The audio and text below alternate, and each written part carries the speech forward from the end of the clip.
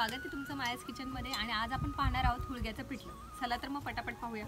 सर्वात आधी आपण याच्यामध्ये थोडंसं जिरं घालणार आहोत, थोडीशी मोहरी,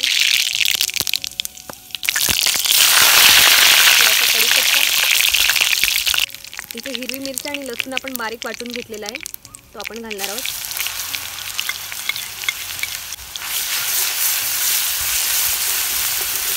इथे आपण एक मोठ्या आकाराचा कांदा छान बारीक कापून घेतलेला आहे तो घालणार आहोत।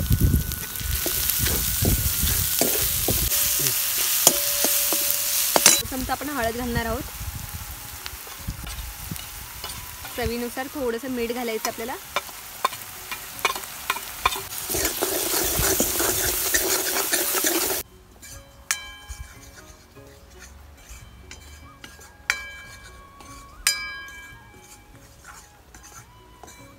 कांदा छान परतला गेलाय, आता आपण याच्यामध्ये पाणी घालूया।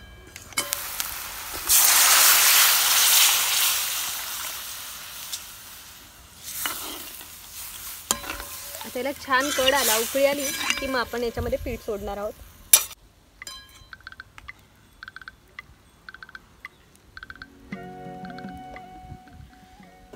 आता याला कड आलं की आपण याच्यात पीठ घालूया आणि मग आपलं पिठलं आपण शिजवून घेऊया।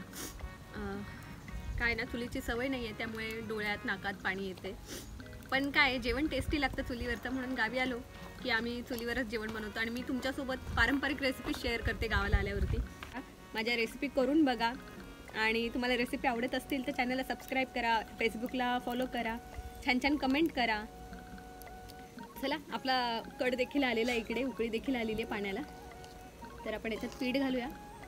आपल्याला एकीकडे पीठ सोडायचं आहे आणि एकीकडे हलक्या हाताने लगेच ढवळायचं आहे, म्हणजे काय होणार, त्याच्या गुठळ्या होणार नाहीत। आणि पीठ कसं आहे आपण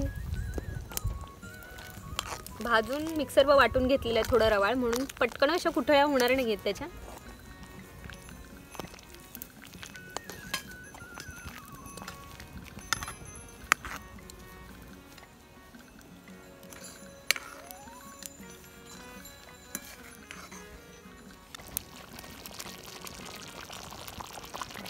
आता आपण इथे एक 5 मिनिटासाठी याच्यावर झाकण ठेवून देऊया।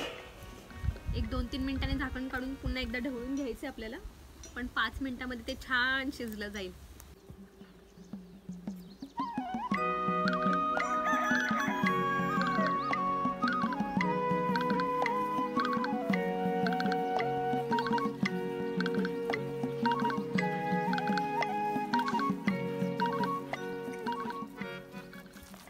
हे बघा, आपलं पिठलं छान तयार झालेलं आहे। हे बघा, त्याच्यामध्ये कोथिंबीर घालून घेऊया आपण थोडीशी,